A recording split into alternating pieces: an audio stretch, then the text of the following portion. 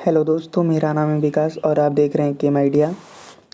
आज हम केमिस्ट्री के एमसीक्यू देखेंगे क्लास 10th से, जो कि मेटल और नॉन मेटल यानी धातु और अधातु से। इससे पहले मैंने 15 क्वेश्चन को अपलोड किया था। आपने नहीं देखा है तो उसको ज़रूर देखें। फिर इसके बाद ये 16वें क्वेश्चन से हम फिर से शुरुआत करते हैं। तो चलिए वीडियो की शुरुआत करते हैं। तो सबसे पहला क्वेश्चन है हमारा कि क्षारीय धातु लिथियम, सोडियम, पोटेशियम। जैसे क्षारीय धातु होती है ना, लिथियम, उसके बाद सोडियम और ये पोटेशियम।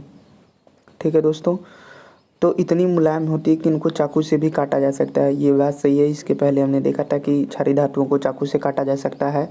तो इनके घनत्व और गलनांक होते हैं, मतलब इनका गलनांक और क्वथनांक कैसा होता है जब इनको चाकू से काटा जा सकता है। तो मेरे भाई, इनका गलनांक और क्वथनांक क्या होगा ये बताना है हमको। तो इनका जो गलनांक और क्वथनांक होता है वो क्या होता है, निम्न होता है। क्या होता है, निम्न होता है। ठीक है प्यारे दोस्तों, चलिए अगले क्वेश्चन पे चलते हैं। अगला क्वेश्चन है कि धातुएं जो हैं O2 यानी ऑक्सीजन के साथ अभिक्रिया करके, O2 का मतलब है ऑक्सीजन। तो धातुएं जब ऑक्सीजन के साथ, कोई भी मेटल है जब ये ऑक्सीजन के साथ अभिक्रिया करता है तो क्या करता है, तो ये मिल करके मेरे भाई मेटल का ऑक्साइड बनाता है। क्या करता है, एमओ टाइप का मेटल का ऑक्साइड बनाता है। जब कोई धातु ऑक्सीजन के साथ मिलती है तो मेटल के ऑक्साइड को बनाती है, यानी ऑप्शन नंबर ए जो हो जाएगा इसका क्या हो जाएगा, करेक्ट हो जाएगा। ठीक है दोस्तों, चलिए अगले क्वेश्चन पे चलते हैं।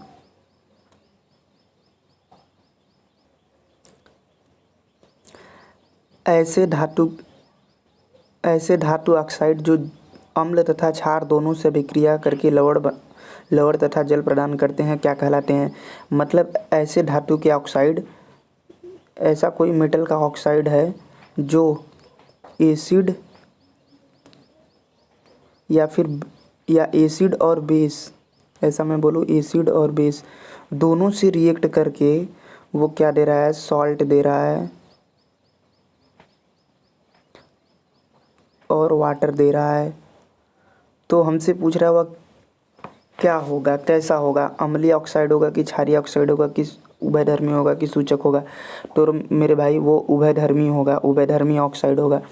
जो उभयधर्मी ऑक्साइड होते हैं, उभयधर्मी ऑक्साइड ऐसे ऑक्साइड होते हैं जो अम्ल तथा क्षार दोनों से अभिक्रिया करके लवण तथा जल बनाते हैं। ठीक है दोस्तों, चलिए अगले क्वेश्चन पे चलते हैं।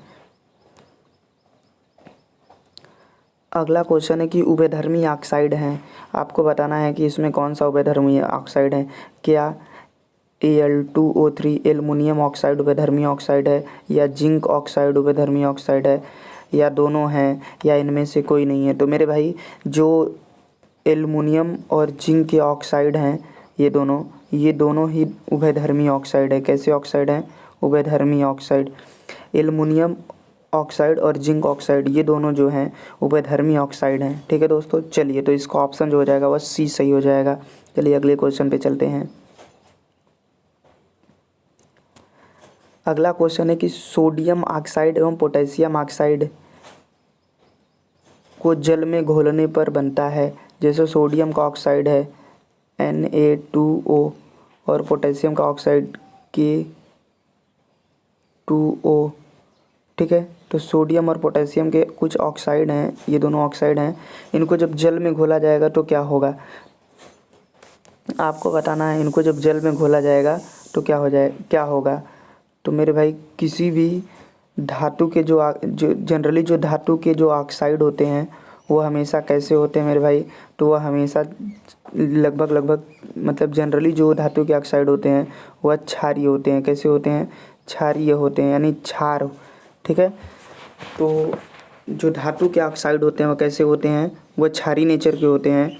और जो अधातु के ऑक्साइड होते हैं वह अम्लीय प्रकृति के होते हैं, यानी अम्लीय नेचर के होते हैं। तो इसका जो हमसे पूछा था धातु के ऑक्साइड, क्योंकि सोडियम और पोटेशियम धातु हैं और उनके ऑक्साइड को पूछा था, तो इनके जो ऑक्साइड हो जाएंगे वो कैसे हो जाएंगे, क्षारीय ऑक्साइड हो जाएंगे, यानी क्षार हो जाएंगे। ठीक है दोस्तों, चलिए अगले क्वेश्चन पे चलते हैं। अगला क्वेश्चन है कि केरोसिन तेल में डुबाकर रखा जाता है।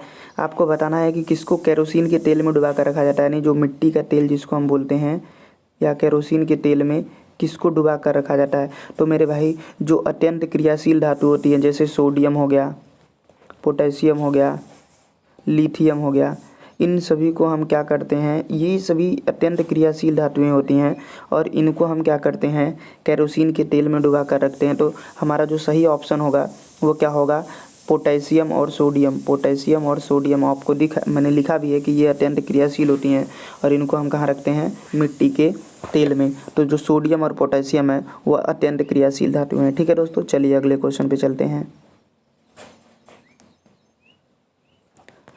तो अगला जो क्वेश्चन है वो हमारा ये है कि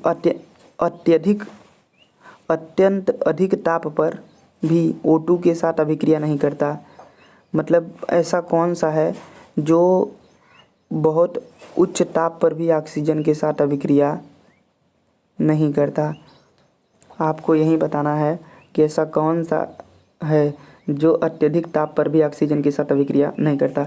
तो मैं आपको बता दूं कि सोडियम और पोटेशियम जो हैं ये वायु से तुरंत तेज़ी से अभिक्रिया करके वायु में आग पकड़ लेते हैं, मतलब आग जलने लगता है। जैसे ही सोडियम और पोटेशियम को हम क्या करते हैं, केरोसिन के तेल से निकाल के रखते हैं बाहर, वो वायुमंडल में आते हैं, ऑक्सीजन के साथ अभिक्रिया करके आग पकड़ लेते हैं जैसे ही ऑक्सीजन के संपर्क में आते हैं। तो ये तो अभिक्रिया करेगा। ठीक उसी प्रकार से गैलियम और सीजियम भी क्या करते हैं, O2 के साथ तेज़ी के साथ अभिक्रिया करते हैं। पर ये जो गोल्ड होता है, देखें आप सबने सोना चांदी पहना होगा, तो ये कभी भी ऑक्सीजन के साथ अभिक्रिया नहीं करते हैं। ये ऑक्सीजन के साथ अभिक्रिया नहीं करते। जो सही ऑप्शन है वो ऑप्शन नंबर ए हो जाएगा। ठीक है दोस्तों, चलिए अगले क्वेश्चन पे चलते हैं। अगला क्वेश्चन है कि एल्युमिनियम पर मोटी ऑक्साइड की परत बनने की प्रक्रिया को क्या कहते हैं। जो एल्युमिनियम है उस पर धातु की एक मोटी परत बनाई जाती है, इस प्रक्रिया को हम क्या कहते हैं। तो मेरे भाई इस प्रक्रिया को हम क्या कहते हैं, तो इस प्रक्रिया को हम कहते हैं एनोडीकरण कहते हैं। क्या कहते हैं भाई, एनोडीकरण कहते हैं। एल्युमिनियम पर मोटी ऑक्साइड का परत बनाने की प्रक्रिया को एनोडीकरण कहते हैं।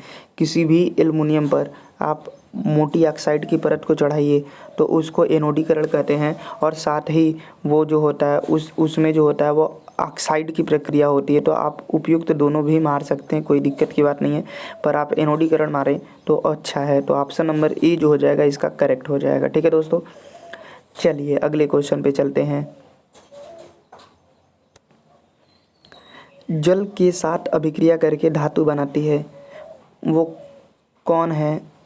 इसमें आपको 4-5 गैसों का नाम दिया गया है। आपको बताना है कि जल से अभिक्रिया करके धातुएं बनाती हैं।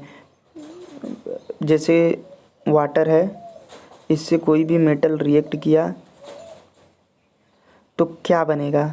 तो मेरे भाई मैंने आपको बताया था कि कोई भी मेटल जब वाटर से रिएक्ट करता है तो हमेशा हाइड्रोजन गैस बनाता है। क्या बनाता है, हाइड्रोजन गैस बनाता है। तो जो सही ऑप्शन है वो कौन सा ऑप्शन हो जाएगा, ऑप्शन नंबर ए हो जाएगा। सभी धातुएं मतलब सभी सक्रिय धातु, और उसमें कौन सी धातु रहेगी, सक्रिय। सक्रिय मतलब जो क्रिया करने योग्य हो, जो क्रियाशील हो, उनको हम सक्रिय धातु बोलते हैं। तो सक्रिय धातु जो होती हैं वो वाटर के साथ रिएक्ट करके हाइड्रोजन गैस को क्या करती हैं, रिलीज करती हैं। ठीक है दोस्तों, चलिए अगले क्वेश्चन पे चलते हैं। हमारा अगला क्वेश्चन ये है कि ठंडे जल के साथ तेज़ी से अभिक्रिया करता है। इसमें 4 मेटल के नाम दिए गए हैं। आपको बताना है कि कौन सा ठंडे जल के साथ अभिक्रिया करता है कोल्ड वाटर के साथ। जैसे ये H2O है, ठीक है, तो ये ठंडे H2O cold COLD cold water के साथ कौन मेटल है जो रिएक्ट करता है, आपको यही बताना है। ठीक है, तो मेरे भाई जो सोडियम और पोटेशियम है ये हाईली रिएक्टिव होते हैं, बहुत ज़्यादा रिएक्टिव होते हैं। ठीक है, सोडियम पोटेशियम और कैल्शियम की भी मैं बात कर लूँ तो कैल्शियम भी, सोडियम पोटेशियम और कैल्शियम तीनों के तीनों ही ये एकदम ठंडे जल से अभिक्रिया करते हैं। ये तीनों के तीनों एकदम ठंडे जल से अभिक्रिया करके हाइड्रोजन गैस को क्या करते हैं, देते हैं। कभी भी जब जल से अभिक्रिया होगी किसी भी मेटल की तो हमेशा हाइड्रोजन गैस रिलीज होगा। तो मेरे भाई ये तीनों के तीनों ऑप्शन जो है, मतलब ये तीनों अभिक्रिया करते हैं, पर Mg जो है वो ठंडे जल से कभी भी अभिक्रिया नहीं करता। ये हमेशा गर्म जल से अभिक्रिया करता है। कौन से जल के साथ, गर्म जल के साथ अभिक्रिया करता है। तो जो सही ऑप्शन है वो ऑप्शन ए और ऑप्शन सी दोनों हो जाएगा, ए और सी दोनों हो जाएगा। Mg जो है, मैग्नीज जो है, वो मैग्नीशियम जो है वो कभी भी ठंडे जल के साथ अभिक्रिया नहीं करती। इस बात को आप याद रखेंगे, ये हमेशा गर्म जल के साथ अभिक्रिया करती है। किसके साथ? गर्म जल के साथ अभिक्रिया करती है। तो इसका जो सही ऑप्शन है ऑप्शन ए और सी हो जाएगा। ठीक है दोस्तों, चलिए अगले क्वेश्चन पे चलते हैं।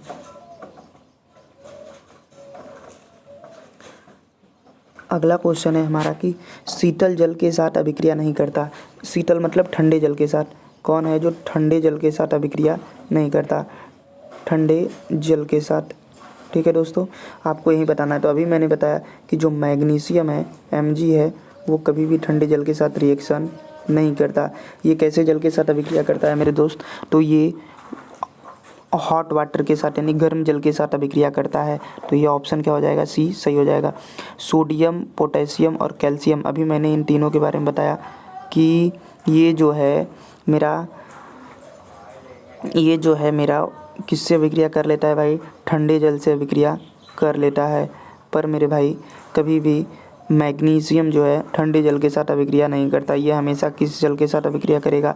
गर्म जल के साथ। और ख़ास बात मैं बता दूं आपको कि एल्युमिनियम हो गया, आयरन हो गया और जिंक हो गया, ठीक है, ये जो धातुएं हैं, ये धातुएं जल से भी नहीं, मतलब ठंडे जल के साथ भी अभिक्रिया नहीं करती हैं, ना ही गर्म जल के साथ अभिक्रिया करती हैं। ये अभिक्रिया करती हैं भाप के साथ। किसके साथ? भाप जल के साथ। मतलब भाप जब जल जो वेपर में आ जाता है तो उस वेपर से रिएक्ट करती हैं, यानी भाप के साथ अभिक्रिया करती हैं। तो आप इन सभी क्वेश्चन को याद रखेंगे। चलिए अगले क्वेश्चन पे चलते हैं। आपको बताना है कि शीतल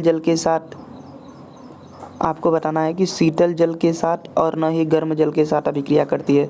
इसमें कौन है जो न तो ठंडे जल से अभिक्रिया करती है और न ही गर्म जल से अभिक्रिया करती है? तो अभी मैंने बताया कि आपको एल्युमिनियम हो गया, आयरन हो गया, जिंक हो गया, ये सभी जो हैं ठंडे जल के साथ अभिक्रिया नहीं करती हैं। तो आपको ऑप्शन ए भी दिख रहा है, एल्युमिनियम भी है, आयरन भी है। इसका मतलब इसके एक से सही ऑप्शन सही होंगे। तो और मैं दो विकल्प आपको दिखाता हूँ। तो ये दोनों ए और बी तो दोनों सही ही हैं। मैं आपको सी और डी ऑप्शन भी दिखाता हूँ। तो प्यारे दोस्तों, इसमें आयरन का भी ऑप्शन था, इसमें जिंक का भी ऑप्शन है और इसमें एल्युमिनियम का भी ऑप्शन था। इन तीनों ऑप्शन, ये तीनों जो हैं किससे? न तो ठंडे जल से अभिक्रिया करती हैं, न ही गर्म जल के साथ, न तो ठंडे जल के साथ। ऐसा मैं बोलूं कि ये डायरेक्ट जो है किससे अभिक्रिया करती हैं? ये तीनों जो हैं भाप के साथ अभिक्रिया करती है। किससे मेरे भाई? भाप जल के साथ। ठीक है दोस्तों, चलिए अगले क्वेश्चन पे चलते हैं। तो अगला क्वेश्चन है हमारा, आपको बताना है कि वह धातु जो जल के साथ बिल्कुल अभिक्रिया नहीं करती। अब आपको ये बताना है कि मतलब जल के साथ अभिक्रिया नहीं करती है, नहीं मतलब कहने का अर्थ ये है कि न ही वो ठंडे जल के साथ अभिक्रिया करती है, न ही वो गर्म जल के साथ अभिक्रिया करती है, न ही वो भाप के साथ। ये मतलब न तो ठंडे जल के साथ अभिक्रिया करती है, न ही गर्म जल के साथ अभिक्रिया करती है, न ही भाप के साथ। आपको बताना है कि कौन ऐसा है जो इन तीनों से अभिक्रिया नहीं करता, मतलब जल के साथ अभिक्रिया ही नहीं करता। ये अगर H2O में ले लूँ इन तीनों प्रकार के H2O को, तो इसमें से किसी से भी अभिक्रिया नहीं करता है, ना ही ठंडे जल के साथ, ना ही गर्म जल के साथ, ना ही भाप के साथ। तो मेरे भाई जो सोना होता है AgAu Cu, ये तीनों, और इसी में लेड Pb को भी ले सकते हैं आप, Pb भी, ये तीनों जो हैं कभी भी, ये चारों जो हैं जल के साथ कभी भी रिएक्ट ही नहीं करती हैं। क्योंकि आपने रिएक्टिव सीरीज पढ़ा होगा, विद्युत रासायनिक श्रेणी को पढ़ा होगा। उस विद्युत रासायनिक श्रेणी से हम देख करके बता सकते हैं कि हाइड्रोजन के ऊपर वाले जितने भी होते हैं वो जल के साथ रिएक्ट करते हैं और हाइड्रोजन के नीचे वाले जल के साथ रिएक्ट नहीं करते हैं, क्योंकि इनकी क्रियाशीलता कम हो जाती है। और ये जो धातुएं हैं, ये धातुएं जो हैं कॉपर Pb Ag Au, ये सभी जो हैं सक्रियता श्रेणी में नीचे की ओर आती हैं, एकदम हाइड्रोजन से नीचे हैं। इसीलिए इनकी क्रियाशीलता क्या होती है? बहुत ही कम होती है। और ये ना ही ठंडे जल के साथ, ना ही गर्म जल के साथ और ना ही भाप के साथ अभिक्रिया करते हैं। ठीक है, तो इसका जो ऑप्शन सही होगा वो क्या हो जाएगा, ई ऑप्शन, उपयुक्त सभी सही हो जाएगा। ठीक है दोस्तों, चलिए अगले क्वेश्चन पे चलते हैं।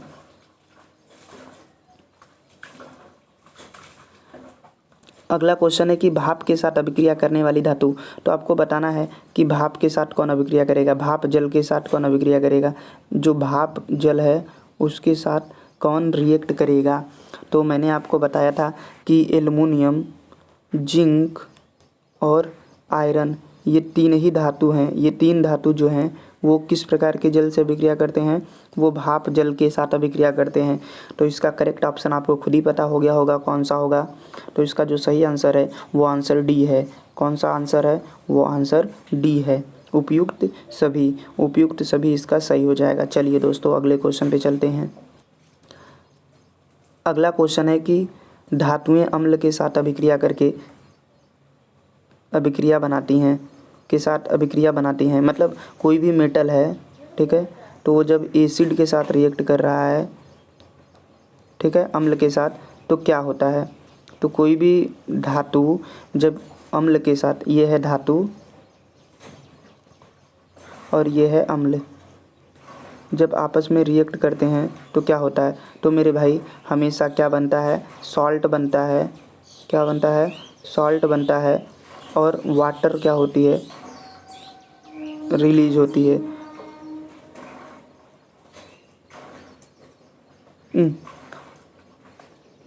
माफ़ कीजिएगा दोस्तों, सॉल्ट बनता है और हमेशा मेटल के साथ हाइड्रोजन गैस रिलीज होती है। कौन सी गैस, हाइड्रोजन गैस रिलीज होती है। ठीक है, तो आप इस बात को याद रखेंगे कि धातुएं जब भी अम्ल से अभिक्रिया करेंगी तो लवण और हाइड्रोजन गैस रिलीज होगी। तो ऑप्शन जो हो जाएगा वो ऑप्शन ए जो हो जाएगा, इसका क्या हो जाएगा, करेक्ट हो जाएगा। ठीक है, आपको याद रखना है कि हमेशा सॉल्ट और हाइड्रोजन गैस, कोई भी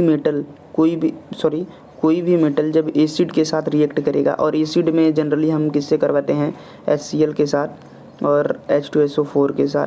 ठीक है, तो इनके साथ रिएक्ट करता है कोई भी मेटल, जब ये एसिड के साथ कोई भी मेटल रिएक्ट करते हैं तो हमेशा हाइड्रोजन गैस को क्या करते हैं, रिलीज़ करवाते हैं। ठीक है दोस्तों, कौन सी गैस, हाइड्रोजन गैस को। तो ये थे हमारे आज टॉप 15 क्वेश्चन, यानी टॉप 15 क्वेश्चन। आप इनको देखिए और समझिए। अगर आपको किसी भी प्रकार की दिक्कत होती है तो आप कमेंट बॉक्स में कमेंट करें, उस प्रॉब्लम को हम सॉल्व करने का प्रयास करेंगे। ठीक है दोस्तों, तो चलिए अब इसके बाद अगले वीडियो में मिलेंगे। तब तक के लिए धन्यवाद।